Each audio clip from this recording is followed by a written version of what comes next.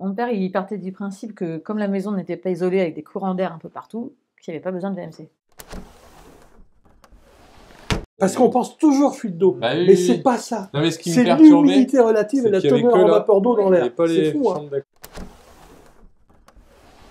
Ça suffit à faire passer votre point de rosée peut-être 5, Mhm. 6, 10 cm plus loin dans le mur. Et vous n'avez plus de micro-moisissures qui apparaissent. Ah, là, Ouais. Ah oui, oui. Et alors ça, je ne comprends pas. Ouais. eh ben ça, c'est des micro-points de rosée qui ont fait des micro-moisissures. Parce que ça va jusque là-bas, alors qu'entre les deux... Et c'est que Voilà. dans cette Et- chambre.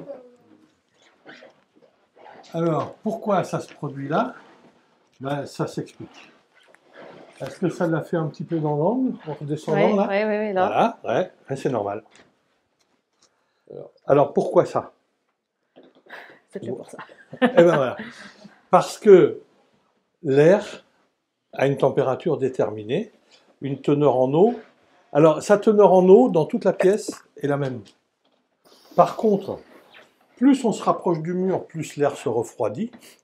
Et plus on se rapproche des angles, plus on a... Alors, si on Ça prend... se concentre dans l'angle. Alors, pourquoi ça se concentre dans l'angle? Parce Du que coup, on a deux si faces, vous, qui se rejoignent. voilà, vous avez une face droite qui est... Enfin, le plafond, il va jusqu'à l'extérieur. Là, vous n'avez pas de compensation chaude.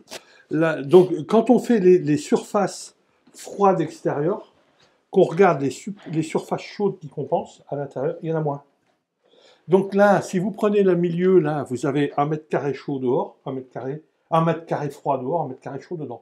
Donc la température de surface ici, on se mouille, hein, parce qu'il a le thermomètre, il va nous le dire, mais elle est probablement plus élevée ici que dans l'angle là-bas. Parce qu'il n'y a que dans cette chambre. Oui, mais il n'y a que dans cette chambre-là. Oui, mais Mais Pourquoi les autres chambres, les autres coins de la maison?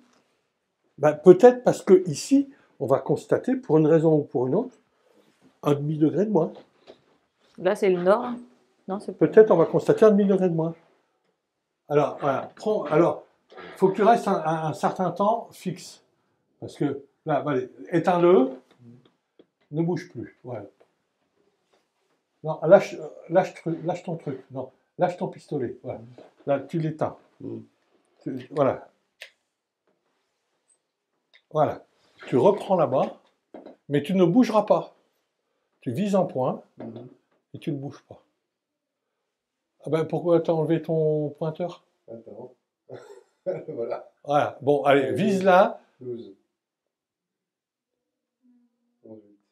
Voilà. Éteins-le et viens prendre ici maintenant. Ça s'appelle 16. Et ben voilà, 12, 8, 16. Il y a 3 degrés d'écart. Oui, mais du coup. C'est 3 degrés d'écart. Vous avez le point de rosée qui se matérialise. Là, le point de rosée, comme on est plus chaud, Là, c'est 13. comme on est plus chaud là, Hmm. le point de rosée, il est peut-être à 10 cm dans le mur. Mais comme on est plus froid là-bas, le point de rosée, il est plus proche. Et plus vous êtes proche de l'extérieur, plus vous avez de chance d'avoir des moisissures qui se développent. Et là, si on prend ici, qui est bien piqué, Alors, c'est moins là. t'as combien là? 12, 14. 14 degrés. Et là, tu avais combien? 16. 16. 16? Ben, tu vois? 17. Alors, ça veut dire qu'il faut faire quoi? Eh ben, ça veut dire qu'il faut renouveler l'air. Ouais. On en revient toujours au même truc. D'accord. C'est con, hein? Toujours des petites grilles Ouais, aux fenêtres. mais- Ok. mais- Moins il y a dans l'air, moins ça condense. Voilà. Ben ouais, parce que vous enlevez 1, 2, 3 grammes d'eau par kilo d'air, ça suffit à faire passer votre point de rosée peut-être 5, 6, 10 cm plus loin dans le mur. Et vous n'avez plus de micro-moisissures qui apparaissent. Et d'ailleurs, par rapport à la circulation d'air, donc on imagine l'extraction, elle se fait donc la salle de bain qui est à côté. Ouais. Ça veut dire qu'ici. qui est à côté, juste là. Oui. D'accord. C'est la salle de bain.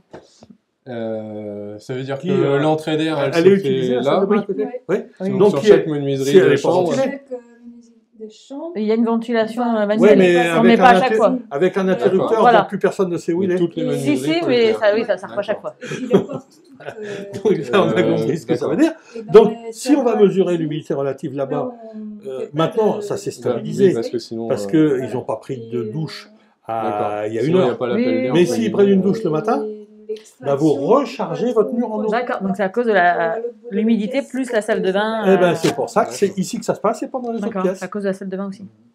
C'est bien. Et qui n'est pas renouvelée. Parce qu'il n'y a pas de VMC. Enfin, Parce que la alors là, VMC, ici, pour moi, c'était un mystère. Eh ben voilà. Parce que du coup, je suis même allé au-dessus, j'ai regardé s'il n'y avait pas une fuite d'eau. Parce qu'on pense toujours fuite d'eau. Bah oui, Mais oui, c'est oui. pas ça. Non, mais ce qui me C'est perturbait, l'humidité relative et la c'est qu'il y avait teneur que en là. vapeur d'eau dans il n'y avait l'air. pas C'est les fou, hein. chambres d'à côté. C'est contre-intuitif, quoi. Là, c'est 13,5 degrés. Mm, Oui. Et là, c'est 12. mm, Et voilà. Parce que là, on se rapproche d'un angle mm. qui Pas chauffé. Oui, oui. qui n'est pas chauffé. Oui, Et là, si on enlevait le bureau, ben, vous gagneriez 0,5 degrés. oui, je comprends. Ouais. Parce que l'air circule. Mm. Donc ça tient vraiment à des petits points. Mais c'est pointu, quoi. Oui, oui. Et donc c'est ça qu'il faut acheter. Voilà, ça, plus un hygromètre, thermomètre. Puis ça y est, c'est bon. et Avec des ça, on grilles aux fait fenêtres. tout. Et des grilles aux fenêtres. Et Et le VMC, VMC. Et le VMC. Et VMC. Alors on j'ai peut vu que mettre dans- VMC ou VMR. Alors Ah, ça, j'ai VMC, pas vu. c'est une machine. Oui. Vous mettez des gaines qui Oui, je vont pense à vers ça, divers endroits. Mm. Et vous extrayez depuis là. VMR, alors c'est plus compliqué à installer parce que dans chaque pièce humide, il faut que vous fassiez un carottage du Ouais. diamètre de la machine. En règle générale, c'est 100 ou 110 mm. D'accord. Ça dépend des fabricants. Donc vous allez carotter sur l'épaisseur du mur. Vous mettez dedans un tube qui vous fournisse. Vous l'étanchéifiez tout autour. Vous glissez la machine dedans. Et dans chaque machine, dans chaque pièce, vous avez une machine qui extrait en permanence. Elle extrait beaucoup moins à elle seule que la VMC en Mhm. totalité. Oui, mais Mais- elle s'est multipliée. Donc, Ouais, voilà, il y en a plusieurs. Hein, et vous en mettez une par pièce. Donc une à la cuisine, une dans chaque salle de bain, une dans les WC. Et vous faites... Buanderie, s'il y a une buanderie. Buanderie, s'il y a une buanderie, tout à fait. Et vous faites les prises d'air dans les pièces sèches. Et vous détalonnez sous les portes pour que ça passe. Parce que celle-ci, par exemple, bah, je ne suis pas Oui. sûr qu'elle Non, soit assez non, non. détalonnée. Oui, Non, oui. il y a même, Non, il y celle-ci, a même elle- un joint qui doit faire. Voilà. Celle-ci, on arrive difficilement à la fermer. Donc. D'accord, donc là, du coup, ça passe Ouais, ouais, oui, c'est vrai. pas. Donc, voilà. À partir du moment où on organise ça, vous allez déjà résoudre 80% des problèmes liés à tous ces petits phénomènes-là.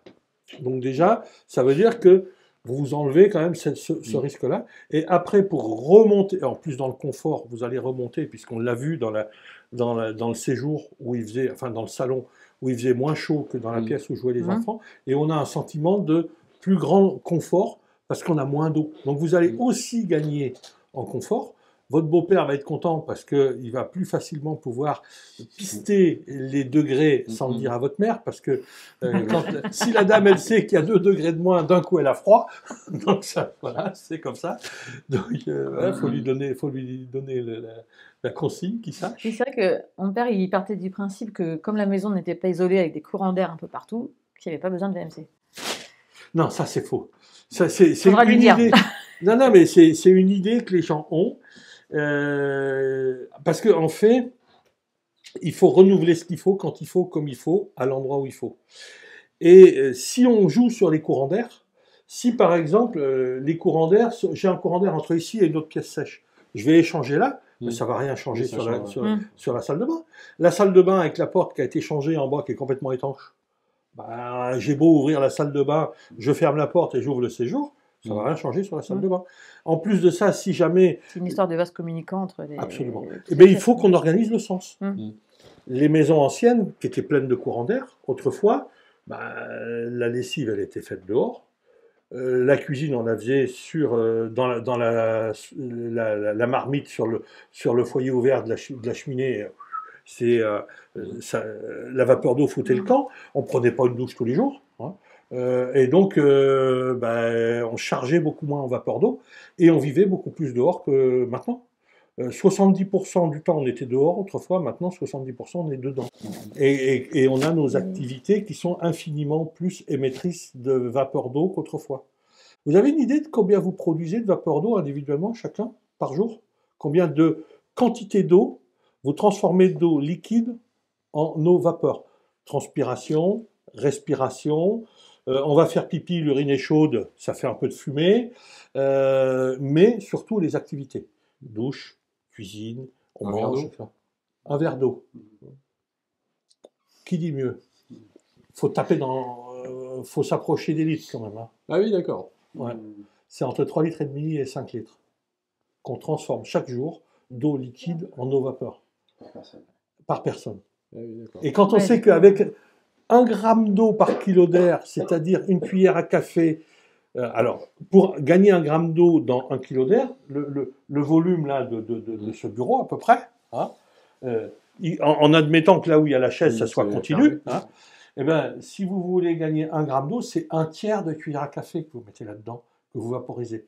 Quand vous prenez une douche, alors moi plus que vous deux, parce que j'ai une surface de peau un petit peu plus grande.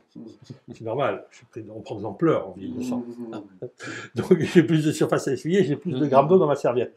Mais si je prends une douche et que je m'essuie sans m'être essoré préalablement, essoré, donc je prends un gant de toilette légèrement humide, bien, voilà, j'enlève l'eau qui est sur moi, j'essore, je fais couler dans le siphon, et je sors, je suis pas sec, mais j'ai moins d'eau sur moi, je m'essuie.